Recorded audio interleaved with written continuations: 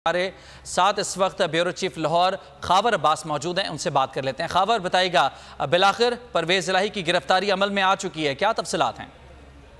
जी बिल्कुल, जो तर्जुमान हैं चौधरी परवेज इलाही के इकबाल चौधरी, उनके मुताबिक चौधरी परवेज इलाही को हिरासत में ले लिया गया है, गिरफ्तार कर लिया गया है। चौधरी परवेज इलाही ज़हूर इलाही रोड पर जो है नाके के करीब उनकी गाड़ियों को रोका गया और उसके मुताबिक उनको जो है वो पुलिस अपने साथ गिरफ्तार करके ले जा चुकी है। इससे कबल मुतअद्दिद बार चौधरी परवेज इलाही की रहायशगाह घर पर छापे मारे गए, उनकी गिरफ्तारी के लिए वो मौजूद ना पाए गए। उससे कबल जब एंटी करप्शन पुलिस आई थी तो उस वक्त उनको अदालत की जानिब से जमानत मिल चुकी थी और जमानत होने की वजह से पुलिस उन्हें तलाश ना कर सकी थी, मगर उसके बावजूद पुलिस वकला के बताने के बावजूद इस चीज पर बजीर थी कि उन्हें हर सूरत गिरफ्तार किया जाएगा।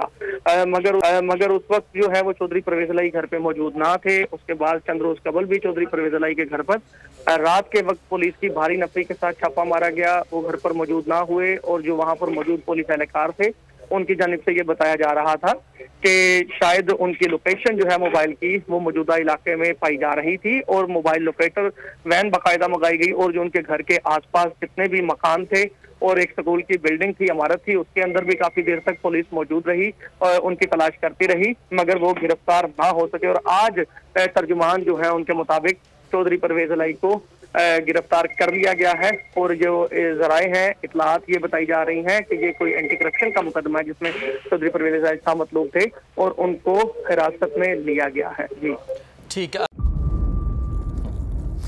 इंतजार था ना, चलो इस बार वो करते हैं जो इससे पहले किया ही नहीं। किस्मत की आंखों में आंखें डाल के जीतना होगा।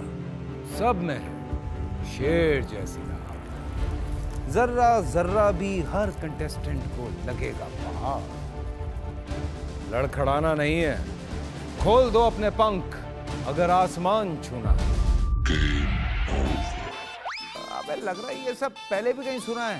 एंटरटेनमेंट की गारंटी जनाब, क्योंकि यहां खेलोगे कूदोगे तो बनोगे नवाब। खुश रहो पाकिस्तान।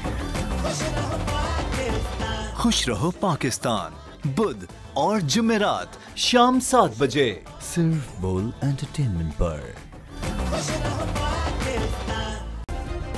सब्सक्राइब करें और बेल दबाएं ताकि कोई खबर रह न जाए।